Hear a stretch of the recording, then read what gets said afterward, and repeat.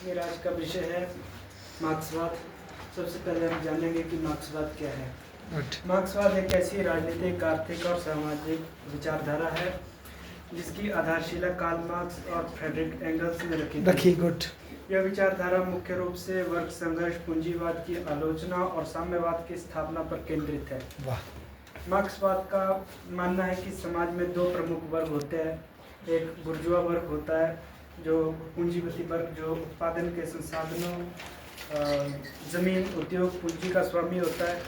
जबकि दूसरा श्रमिक वर्ग होता है, जो अपने श्रम को बेचकर जीवन यापन करता है। अच्छा। मार्क्सवाद के अनुसार बुर्जुआ वर्ग श्रमिकों का शोषण करता है अच्छा। और समाज में असमानता फैलाता है। इस असमानता को समाप्त करने के लिए एक साम्यवादी क्रांति आवश्यक है, जिससे समाज वर्ग विहीन और शोषण मुक्त हो जाएगा। अच्छा, इनका लक्ष्य है वर्ग विहीन और शोषण मुक्त समाज बनाना। बहुत बढ़िया, आगे बोले बेटा, शाबाश। इस विचारधारा के जनक कार्ल मार्क्स का जन्म एक यहूदी परिवार में 5 मई 1818 ईस्वी को प्रशिया के ट्रियर नगर में हुआ था। कार्ल मार्क्स हॉलबेक के भौतिकतावादी विचारों से प्रभावित था। किसके भौतिकतावादी विचारों से? हॉलबेक। अच्छा, फायरवाश हॉलबेक। ऑल बैग लिख लो, बोला नाम अगर लिख सकते हैं आप। कौन था, किससे प्रभावित था, तो नॉलेज बढ़ेगा ना हमारा, है ना। जो बोतल लाए खोलो भाई, जो साफ पानी लाए खोलो। ठीक है, चलो शाबाश। अच्छा, हॉल लिखो। बाकी लोग नेट में देखो, चैट जीपीटी वगैरह में, कौन है ये बंदे ना। हॉल मतलब कार्ल मार्क्स की खूबी है, उसने बहुत से लोगों से बहुत से विचार उठा के उनका बढ़िया कॉम्बिनेशन किया है। आगे करो, शाबाश। हॉलबेक का मानना था कि मनुष्य द्वारा ईश्वर की रचना हुई है। इंग्लैंड के परंपरावादी विचारकों से मार्क्स ने श्रम का मूल्य सिद्धांत लिया। बिल्कुल, ये लिखो वहाँ पर, मतलब क्या बोलेंगे इसको, श्रम का मूल्य सिद्धांत लिख दो वहाँ। श्रम का मूल्य है ना, शाबाश।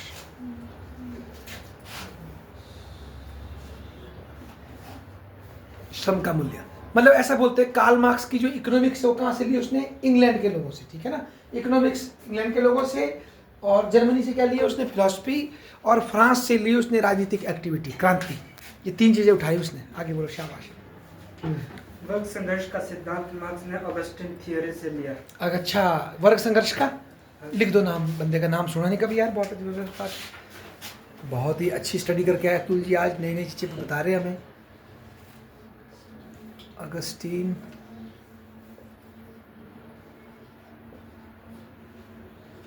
थियरी से लिया। अच्छा जी, क्लास स्ट्रगल। अच्छा जी। मार्क्स ने हीगल से द्वंद्वात्मक दर्शन का विचार। हाँ, द्वंद्वात्मक दर्शन का विचार, बहुत बढ़िया। अपनी युवावस्था में मार्क्स ने राइनिस जैतून नामक पत्रिका का संपादन किया। अच्छा।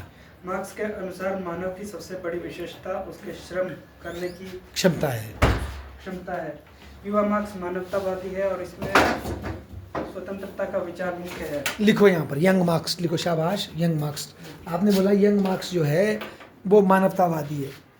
ये यंग मार्क्स कोई ये और बंदा नहीं, कार्ल मार्क्स ही है, पर ये उसकी वो रचनाएं हैं जो उसने अपनी जवानी में लिखी, मतलब जब वो थोड़ा उतना मतलब उतने परिपक्व नहीं हुए थे, और उसमें उनका मेन फोकस था मानवतावाद।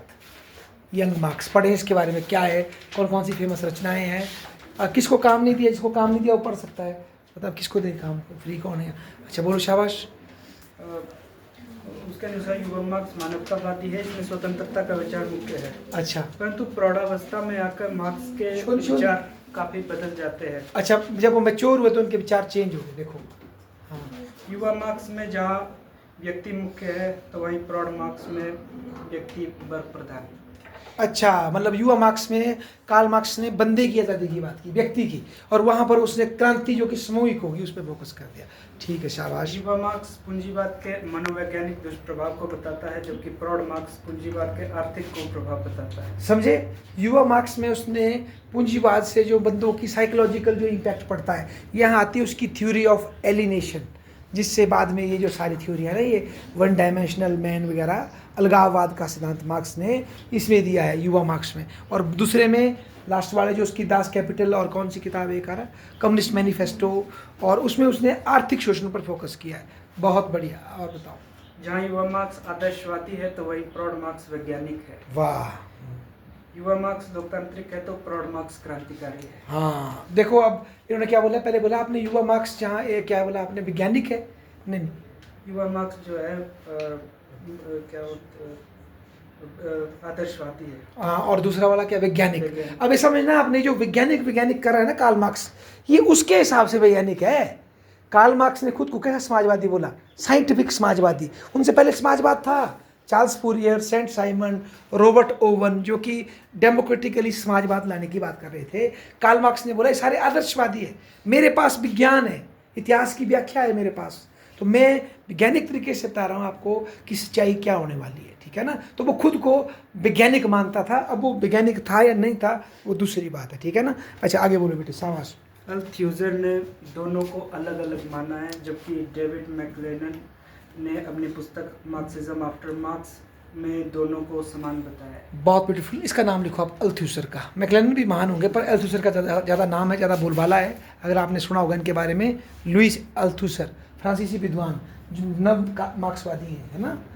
इनका मानना था कि युवा मार्क्स और दूसरा मार्क्स क्या है, अलग। और इनकी फेमस थ्योरी है, लिखो बेटा वहाँ पर, आइडियोलॉजिकल, आई लिखो, आई एस, हाँ चलो पूरा लिख लो, आइडियोलॉजिकल लिखो, हाँ आइडियोलॉजिकल, लॉजिकल थ्योरी है इनकी, आइडियोलॉजिकल।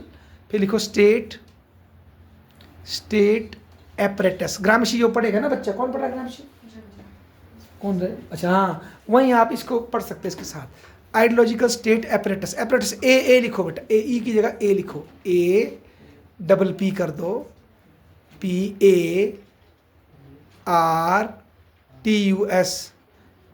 हाँ इसको बोलते हैं स्टेट का वैचारिक तंत्र, ठीक है ना।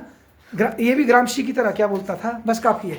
ये बोलता है एक तो स्टेट के पास होते हैं रिप्रेसिव तंत्र, पुलिस, फौज और आर्मी, घेरा देने के लिए, और ये स्कूल, मीडिया और इसके थ्रू लोगों के दिमाग को वो उनको ऐसा सिखाते हैं कि लोग खुद ही विरोध नहीं करते। अल्थुसर ने भी यही बात की थी, अगर आप पढ़ेंगे, पढ़ के देखो, है ना।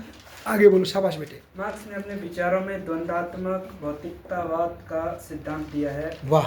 द्वंद्ववाद विकास की पद्धति है, वाह। जिसके अनुसार विकास की प्रक्रिया वाद, प्रतिवाद और संवाद से होकर पूर्ण होती है।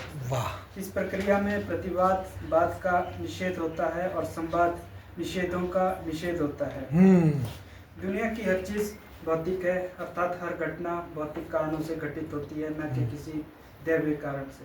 देखो ये क्या बोल रहा है, ये जो कोई बताएगा, कोई बच्चा और एक्सप्लेन कर सकता है इनके साथ। इन्होंने बोला मार्क्स बोलता है द्वंद्वात्मकता ना, द्वंद्ववाद, कोई एक्सप्लेन करेगा क्या होता है द्वंद्ववाद, थीसिस, एंटीथीसिस, सिंथेसिस, कोई एग्जांपल देगा कैसा होता है द्वंद्ववाद, थीसिस, एंटीथीसिस, सिंथेसिस, है कोई कर सकता है एक्सप्लेन। फॉर एग्जांपल जैसे कि एक था पुरुष प्रधान समाज, पुरुष स्ट्रांग है, औरतें गलत है ना, हमारे दबाव में रहो, हमारी बात सुनो, ओके, एक पक्ष आया। फिर उसका काउंटर आया नारीवाद, नहीं पुरुष ने शोषण किया है, औरत को सताया है, औरत को आगे लाओ, ठीक है जी।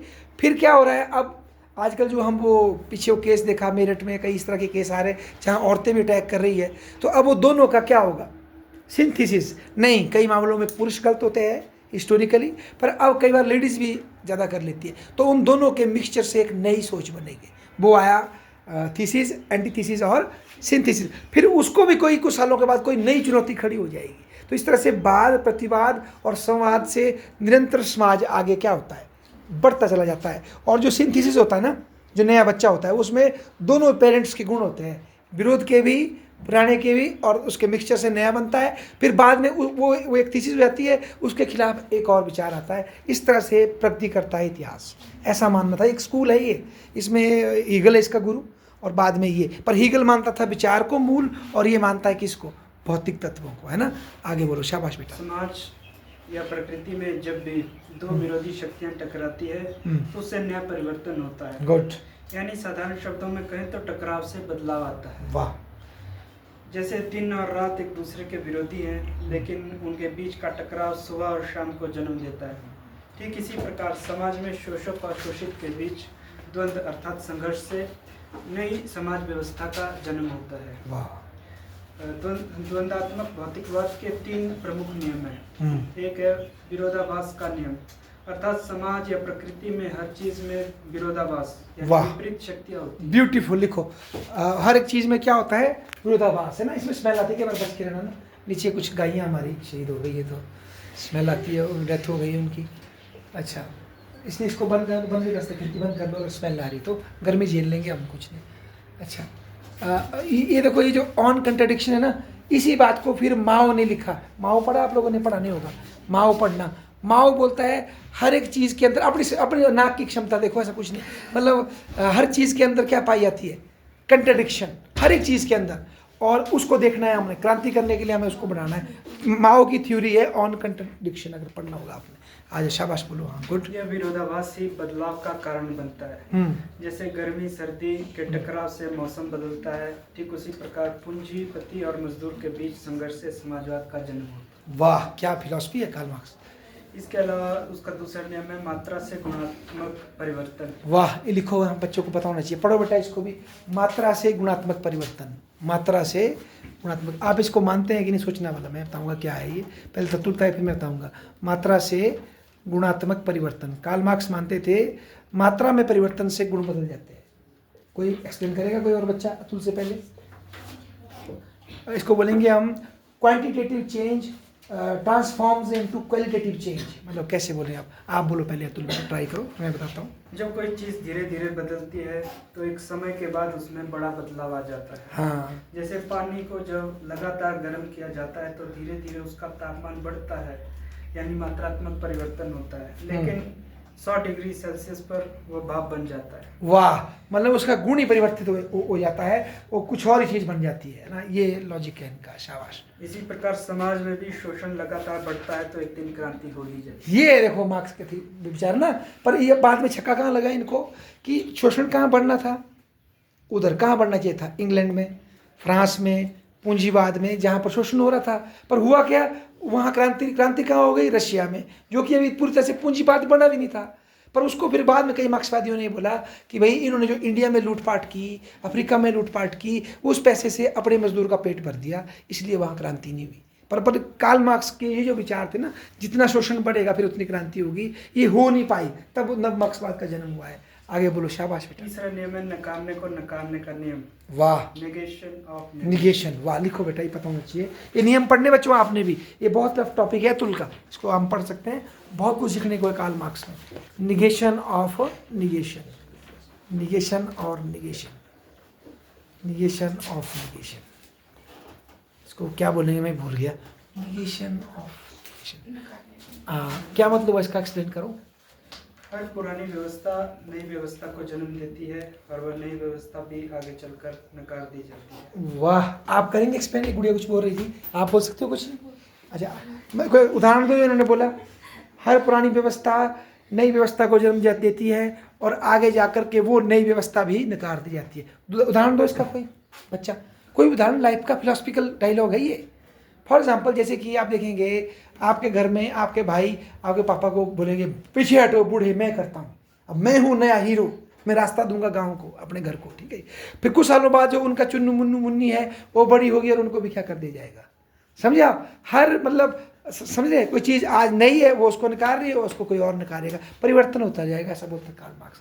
आगे बोलो, शाबाश। यही प्रक्रिया समाज में बदलाव का कारण बनती है। Good. जैसे सामंती व्यवस्था को पूंजीवाद ने नकार दिया, गुड, फिर पूंजीवाद को समाजवाद नकारेगा, वाह और फिर साम्यवाद की स्थापना होगी। वाह, तो इस प्रकार मार्क्स का द्वंदात्मक भौतिकवाद का सिद्धांत यह सिद्ध करता है कि संघर्ष ही बदलाव की जननी है। वाह, और जो वाद प्रतिवाद संवाद की बात हुई थी उसमें वाद अर्थात पूंजीवाद, प्रतिवाद यानी सर्वहारा वर्ग की तानाशाही, और संवाद यानी साम्यवाद। साम्यवाद, वाह जी वाह। इसके अलावा उसमें मार्क्सवाद का एक अन्य महत्वपूर्ण सिद्धांत है ऐतिहासिक भौतिकवाद। वाह, यह कार्ल मार्क्स का वह सिद्धांत है जो यह बताता है कि इतिहास का विकास आर्थिक कारणों से होता है, न कि किसी दैवीय विचारधारा या व्यक्ति की वजह से। समाज में जो भी बदलाव आते हैं वे अर्थव्यवस्था और उत्पादन प्रणाली के कारण होते हैं। वाह, समाज के साथ साथ मानव सभ्यता का विकास उत्पादन के साधनों में बदलाव के कारण होता है। सरल शब्दों में कहे, जैसा आपका उत्पादन तंत्र होगा वैसा ही आपका समाज, राजनीति और संस्कृति होगी। मार्क्स ने अपनी रचना ऑन द ज्यूइश क्वेश्चन में लिखा कि ईश्वर के बजाय पैसा महत्वपूर्ण है। वाह, उसने अपनी रचना द जर्मन आइडियोलॉजी में भौतिकतावाद विश्लेषण करते हुए कहा कि इतिहास निर्माण के लिए मनुष्य का जीवन आवश्यक है। मार्क्स ने इतिहास का आर्थिक विश्लेषण करते हुए इतिहास की 5 मुख्य अवस्थाएं बताई। गुड। सबसे पुराना आदिम साम्यवादी युग था, जहाँ सब लोग मिलकर रहते थे। हाँ, किसी के पास क्या आप इसको मिटाओ, बोला इसको बेटा, और ये छोटे छोटे करके लिखो, इनके पॉइंट 5 स्टेज बताई उन्होंने, लिखो। इतिहास के उन्होंने 5 भौतिक अवस्थाएं बताई हैं कार्ल मार्क्स ने। और मैं बता दूं, अतुल जैसे बता रहे हैं आपको, कार्ल मार्क्स की आपको 15-20 रचनाएं मिल जाएंगी, वो पढ़ो उनको। मेन थीम क्या है, किससे क्या रिलेट करती है, उस तरीके से आपको पढ़ना पड़ेगा अभी, ठीक है। अच्छा, सबसे पहले बोला आदिम समाज। अच्छा जी, साम्यवाद था उस टाइम भी, है ना, सब बराबर थे। अच्छा ठीक है जी, उसके बाद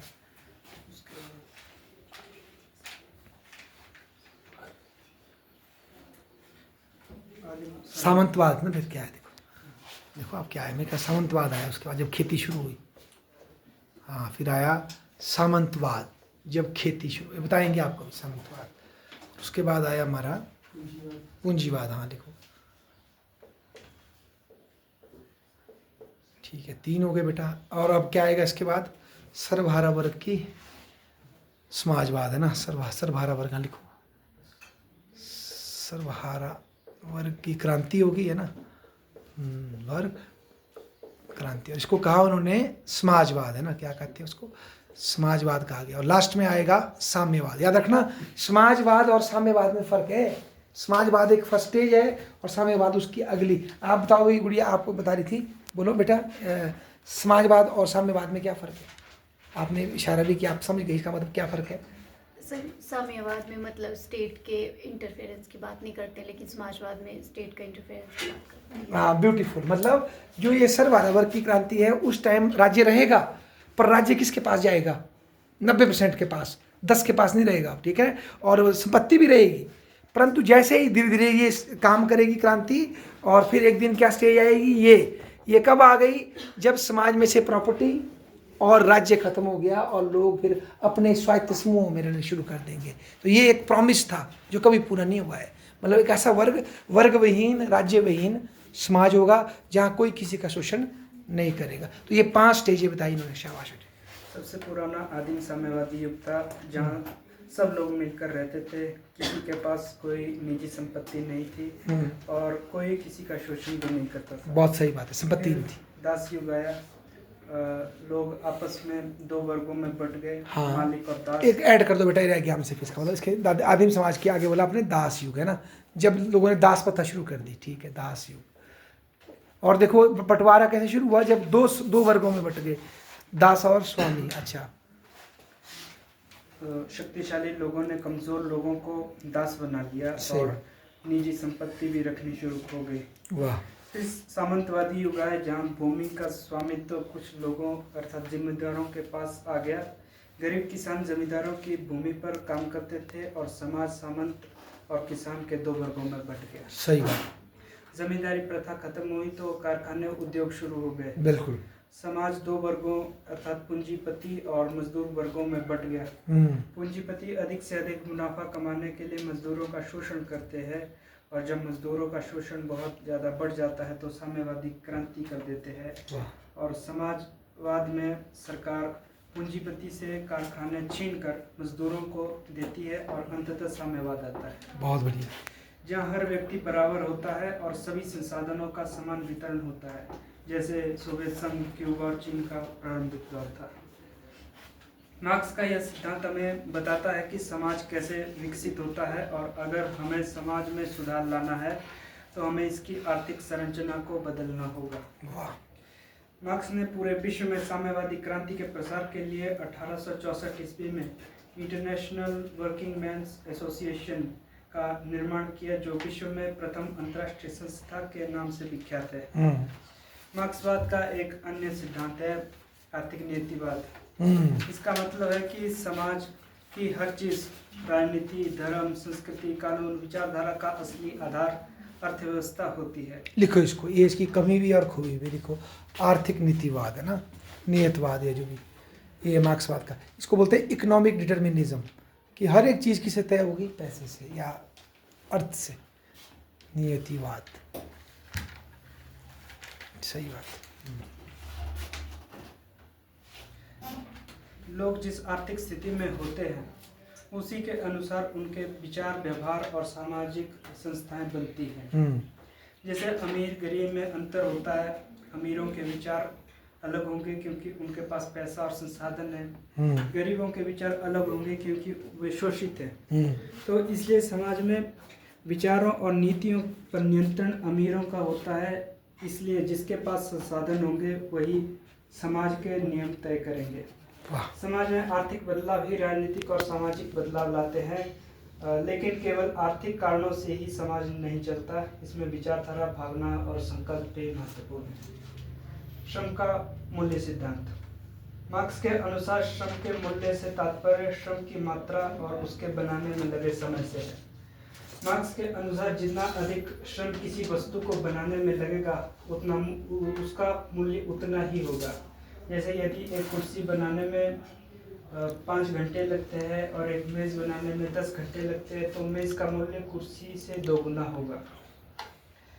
लेकिन मजदूर को उसकी असली मेहनत का पैसा नहीं मिलता क्योंकि पूंजीपति उसमें से मुनाफा निकाल लेते थे। पूंजीपति मजदूरों के श्रम से अधिक मूल्य प्राप्त करते हैं लेकिन उन्हें कम भुगतान करते हैं, जिससे शोषण होता है। इसी कारण वर्ग संघर्ष होता है। अच्छा। वर्ग संघर्ष का अर्थ है अमीरों और गरीबों के बीच लगातार संघर्ष।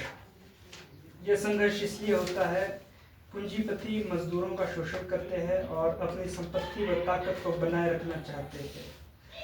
मजदूर अपने हक और अधिकारों के लिए लड़ते हैं, जिससे समाज में टकराव पैदा होता है। मजदूरों को एकजुट होकर पूंजीपतियों के खिलाफ क्रांति कर देनी चाहिए ताकि पूंजीवाद खत्म हो और समाजवाद आए। मार्क्स ने कहा, विश्व के मजदूरों एक हो जाओ। यह उनके वर्ग संघर्ष के विचार से संबंधित है। उन्होंने अपनी रचना द कम्युनिस्ट मैनिफेस्टो में कहा कि अभी तक का इतिहास वर्ग संघर्ष का इतिहास है और वर्ग संघर्ष समाज के विकास का मूल कारण है। वर्ग संघर्ष का अंतिम लक्ष्य साम्यवाद लाना है, जहाँ सब बराबर होंगे और कोई शोषण नहीं होगा। मार्क्स ने राज्य पर भी अपने विचार दिए। उसने द कम्युनिस्ट मैनिफेस्टो में कहा कि राज्य पूंजीपतियों की कार्यकारी समिति है। राज्य उनके शोषण का यंत्र है जिससे वे गरीबों पर शासन करते हैं और उन्हें दबा कर रखते हैं। मतलब मार्क्स के अनुसार राज्य कोई निष्पक्ष संस्था नहीं है, वो पैसे वालों की संस्था है ना। ठीक है, आगे शाबाश। सरकार, पुलिस, अदालतें ये सब अमीरों को बचाने के लिए होती है, न कि गरीबों के लिए। राज्य का लक्ष्य मजदूरों को नियंत्रित करने का है ताकि वे अमीरों के खिलाफ विद्रोह न कर सके। वाह। जब समाज में अमीरी गरीबी का भेद समाप्त होगा, साम्यवाद आएगा, तो राज्य स्वतः ही समाप्त हो जाएगा। इसके साथ मार्क्स ने सर्वहारा वर्ग की तानाशाही का भी सिद्धांत दिया। मार्क्स ने अपनी रचना the critique of Gotha programme में रुको, क्रिटिक ऑफ गोथा प्रोग्राम है ना, ये एक फेमस रचना है मार्क्स की, गोथा प्रोग्राम की आलोचना। तो अगर आपके मन में थोड़ा सा खोपड़ा घुमाएंगे आप तो प्रश्न उठेगा, गोथा प्रोग्राम क्या था? गोथा प्रोग्राम बेसिकली जर्मनी में उस टाइम एक समाजवादी लोग इकट्ठे हो गए थे और वो बोल रहे थे हम डेमोक्रेसी के साथ चलते हुए, चुनाव लड़ते हुए समाजवाद जर्मनी और इसमें लाएंगे। ठीक है, कार्ल मार्क्स ने उस विचारधारा को त्याग दिया। उसका ये मानना था क्रांति आएगी तो किससे आएगी? सर्वहारा वर्ग की। यहाँ से मार्क्स जो है हिंसा का समर्थक हो गया कि भाई क्रांति लानी है समाज में, पर डेमोक्रेटिकली नहीं, हिंसा से भी लानी पर, क्योंकि पैसे वाले कभी अपने साधन नहीं छोड़ेंगे। तभी इसने किताब लिखी थी। बोलो आगे। शाबाश। मार्क्स ने मार्क्सवाद को अराजकतावाद एवं संशोधनवाद से अलग बताया। उसके अनुसार जब सर्वहारा वर्ग यानी मजदूर वर्ग क्रांति करके पूंजीपतियों से सत्ता छीन लेगा तो वह अपने शासन को सर्वहारा वर्ग की तानाशाही कहेगा। इसका मतलब सरकार, कानून और संसाधन केवल मजदूरों के हाथ में होंगे, न कि अमीरों के। मजदूर पूंजीवाद को पूरी तरह समाप्त कर देंगे और साम्यवाद की स्थापना होगी। वाह। मार्क्सवाद, कार्ल मार्क्स के अतिरिक्त मार्क्सवाद में और भी अन्य अनेक विचारक थे। एक मिनट रुको, आपने बात छेड़ी, दो बातें बोली आपने। एक बोली आपने रिविजनिज्म और एक बोला आपने अराजकतावाद, है ना, शोधनवाद। और पढ़ने चाहिए आपको जिन्होंने तैयारी करनी है। अराजकतावादी कौन थे? बाकुनिन, प्रूधो, क्रोप्टकोनिन, एक और भी था जो ये कहते थे कि भाई संपत्ति चोरी है, बाकुनिन और इस तरह के लोग पढ़ने पड़ेंगे आपको। प्रोधो, मार्क्स ने बहुत कुछ किससे उठाया है? इनसे, अराजकतावादियों से। अराजकतावादी राज्य को चाहते नहीं, उनका मतलब राज्य जब है तो लोगों का क्या होगा, शोषण, पढ़ना चाहिए। और रिविजनिज्म मार्क्सवाद के अंदर वो स्कूल था, समाजवाद के अंदर, जो ये मानता था कि बिना हिंसा किए हम समाज में क्या ला सकते हैं, परिवर्तन ला सकते हैं। उसका एक मेन थिंकर था बर्नस्टीन, एडवर्ड बर्नस्टीन नाम था उनका, जो रिविजनिज्म के मेन वो थे। और इसके अतिरिक्त एक और था इनका भाई, उनका बोलते हैं हम फैबियन सोशलिस्ट, पता नहीं आपने पढ़ा कि नहीं, फैबियन सोशलिस्ट थे, Sidney Webb, George Bernard Shaw, ये ब्रिटेन में शुरू हुआ, जो बोलते थे हम धीरे धीरे डेमोक्रेसी के माध्यम से समाज में क्या लाएंगे, समाजवाद लाएंगे, हिंसा नहीं करेंगे। नेहरू भी इसी स्कूल से प्रभावित हुए थे, हमारे नेहरू जी, क्योंकि इंग्लैंड पढ़ने गए थे, आपको याद होगा। अच्छा आगे बोलो बड़े भाई, बहुत बढ़िया। मार्क्सवाद के अन्य विचारकों में फ्रेडरिक एंगल्स, जो कि मार्क्स के मित्र थे, गुड, जिन्होंने कम्युनिस्ट मैनिफेस्टो और दास कैपिटल लिखने में मार्क्स की सहायता की। बिल्कुल, बल्कि मार्क्स को पढ़ा उन्होंने, क्योंकि मार्क्स की स्थिति बड़ी टाइट थी फाइनेंशियली, तो उसको बहुत सपोर्ट किया उसने। पैसे, अमीर बाप का बेटा था, तो बहुत उसका खर्चा वगैरह इस बंदे ने ही बेयर किया है, फ्रेडरिक एंगल्स ने। अच्छा, व्लादिमीर लेनिन, जिन्होंने रूस में पहली बार साम्यवादी क्रांति की, शासन की स्थापना की और सर्वहारा तानाशाही की वकालत की। हाँ, और लेनिन ही वो बंदा था जिसने ये बोला कि क्यों रशिया में क्रांति हुई, इंग्लैंड में क्यों नहीं हुई, फ्रांस में क्यों नहीं हुई, क्योंकि उसने बोला इन लोगों ने इंपीरियलिज्म कर दिया। उसने बोला imperialism is the highest form of capitalism. इन्होंने इंडिया, अफ्रीका में जाकर के वहाँ के लोगों को लूटा और समृद्धि लाई और अपने वर्कर को भी दी, इसीलिए इनके वर्कर इनके खिलाफ क्या नहीं कर रहे, अब क्रांति नहीं कर रहे। और क्रांति कहाँ हुई? रशिया में। तो लेनिन है अगला विचारक। फिर उसकी एक और किताब है स्टेट एंड रेवोल्यूशन, लेनिन की किताब पढ़ना आपने, है ना। और एक और उसका कॉन्सेप्ट है वैनगार्ड पार्टी, जिसमें उसने कम्युनिस्ट पार्टी की तानाशाही को क्या किया, जस्टिफाई किया। उसका ये मानना था कि जो मजदूर होते हैं, जो ये किसान होते हैं, ये अवेयर नहीं होते, पार्टी के मजदूरों के पास रोटी कमाने के वो टाइम कहाँ है, इसके लिए उनको चाहिए होल टाइम वर्कर, जो पार्टी के लीडर होंगे। वैनगार्ड होता है जो आगे चलते हैं, समझे आप, या तीर का जो अगला हिस्सा। तो हमें पार्टी की लीडरशिप चाहिए, जिसकी तानाशाही में हम क्या करेंगे, क्रांति। और लेनिन का यही कॉन्सेप्ट उठाकर माओ ने भी, और दुनिया में जहाँ भी आज कम्युनिस्ट पार्टी का राज है, तानाशाही है, वो इसी कॉन्सेप्ट को लेकर के चलती है, वैनगार्ड पार्टी। ठीक है, आगे बोलो, शाबाश बेटे। जोसेफ स्टालिन, जो सोवियत संघ के नेता थे, जिसने कठोर नीतियों से साम्यवाद को मजबूत किया। बिल्कुल बिल्कुल, लेकिन तानाशाही भी लाया। हाँ, मतलब स्टालिन इसके मरने के बाद, लेनिन के बाद आया। स्टालिन कोई विचारक नहीं था, पर उसने अपनी सख्त नीतियों से और तानाशाही के बूते पे सोवियत संघ में ये पंचवर्षीय योजना शुरू कराई। जो नहीं माने उनको उसने मतलब पहुंचा दिया, यहाँ पहुँचाना था, है ना। कईयों को ठंडी जेलों में भेज दिया।